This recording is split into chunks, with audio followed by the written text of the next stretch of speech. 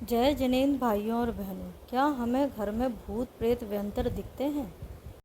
तो आपको सिर्फ आंख बंद करने पर अपने घर की एक अलमारी याद आती होगी जिसमें दुनिया भर की तमाम फोटो लगी हुई है। उन फोटो में सब में आपने एक छोटा छोटा सा सिंदूर लगा के रखा होगा।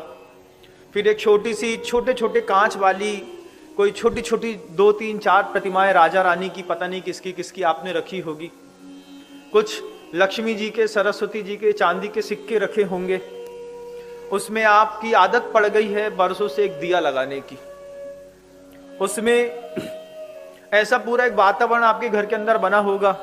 फिर एक छोटा सा नारियल कहीं बंधा होगा घर के अंदर, उसमें भी आपने स्वास्तिक बना दिया होगा, टीका लगा दिया होगा। वो चौके के अंदर भी हो सकता है, चौके के बाहर भी हो सकता है, आपकी बैठक में भी हो सकता है। कई लोग ऐसे हैं कि बस वो एक घर के अंदर कोई आला बना लेते हैं, कोई दरवाजा बना लेते हैं, कोई एक अलमारी में ये सारी तमाम दुनिया भर की फोटो रख लेते हैं।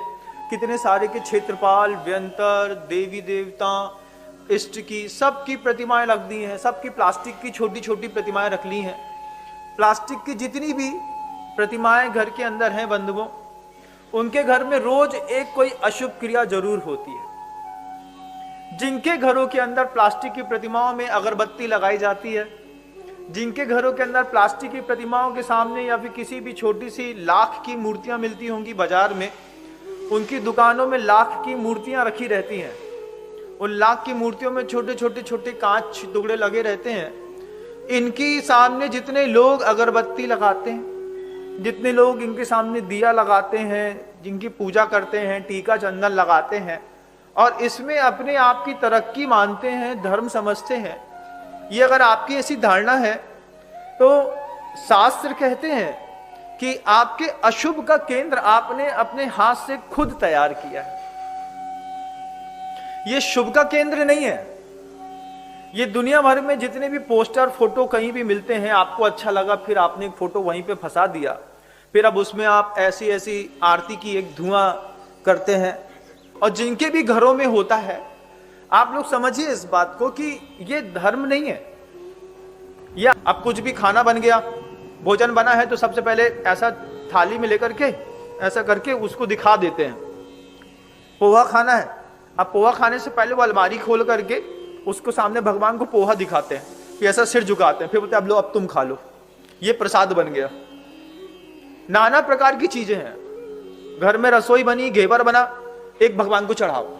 अब वो एक गोठा वहां पे जाकर के रख दिया, अब उसमें चींटी लग गई, वहां पे घी का डिब्बा रखा हुआ है।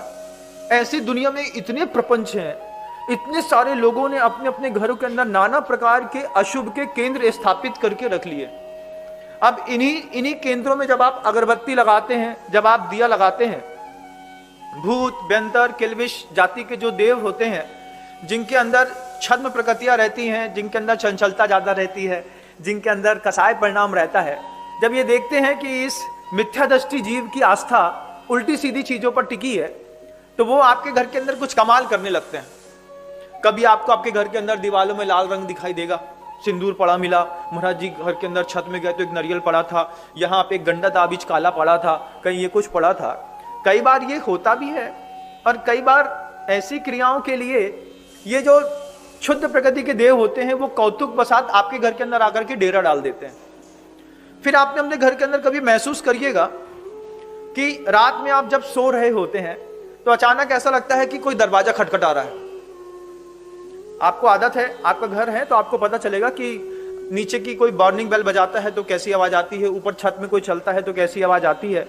तो ऐसे लोगों के घरों में इस तरीके की नाना प्रकार के भूत व्यंतरों की आवाजें आना शुरू हो जाती हैं। आप इस चीज को निग्लेक्ट नहीं कर सकते हैं। जो लोग मेरी बात बाहर सुन रहे हैं वो मेरी बात को महसूस करिएगा आज रात को सो करके कि घर के अंदर विशेष प्रकार की कुछ ना कुछ आवाजें आती हैं। फिर एक विशेष प्रकार की आपको घर के अंदर गंध फैलने लगती है। कुछ ऐसा लगता है महाराज जी जब देखो तब घर के अंदर का वातावरण इतना खराब हो गया है, बदबू आती है। हमारी पत्नी को सांप सांप दिखाई देता है, इसको सौंस दिखाई देती है, कहीं लवशंका दिखाई देती है, कहीं कुछ दिखाई देता है। इन सब के पीछे का वो जो सबसे बड़ा कारण है, जो मैंने शुरुआत में कहा कि जब मैं धर्म शब्द कहता हूं तो पता नहीं आपकी धर्म के प्रति क्या धारणा है, लेकिन ये सब धर्म नहीं है। इन सब चीजों से आप अपने परिवार को और थोड़ा रोगग्रस्त कर रहे हैं। इन सब चीजों से घर के अंदर जितने भी पोस्टर्स होते हैं, जितने भी देवी देवताओं के आपने चित्र लगा के रखे हैं और उसको एक अपने आपने पूजा अगरबत्ती का कोई साधना का केंद्र बना के रखा है, ऐसा किसी भी केंद्र की पूजा की घर के अंदर बहुत दूर दूर तक, घर के अंदर बहुत दूर दूर तक कोई आवश्यकता नहीं है बंधु। जब आपके यहां वॉकिंग डिस्टेंस पर एक बहुत भव्यतम जिनालय हो, घर के अंदर इस तरीके के आस्था के केंद्र की दिया जलाने की, अगरबत्ती जलाने की, वो अगरबत्ती पता नहीं किसके गोबर से बनती है, पता नहीं किसके गोबर से, समझते हैं आप? ये मत सोचिएगा कि गाय के गोबर से बनती है, पता नहीं किसके गोबर से, पता नहीं। उससे क्या होता है, कोई मुझे बताइए, ये क्या ये धर्म है? आपको क्या लगता है ये धर्म है? आपको लगता है? हवन के लिए कहा है, शुद्ध प्रासुक औषधियां, जिसमें ऐसी औषधियां रहती हैं, मान लीजिए वातावरण में कोई वायरस है, मान लीजिए वातावरण के अंदर कोई विषाक्त चीजों का प्रभाव गैस का बढ़ रहा है, तो आप अपनी मंदिर जी के अंदर शुद्ध कपूर से, लौंग से, जावित्री से, जायफल से, इनका एक कपूर का इनका लौंग का चूरा बना करके उसमें चंदन का बुरादा डाल देते हैं, उससे पूरी एक धूप की सामग्री तैयार करते हैं जिसमें शुद्ध घी डाला हुआ होता है और जिसका प्रभाव किलोमीटरों के डाइस एरिया में जाता है, उसकी गंध बनाई जाती है।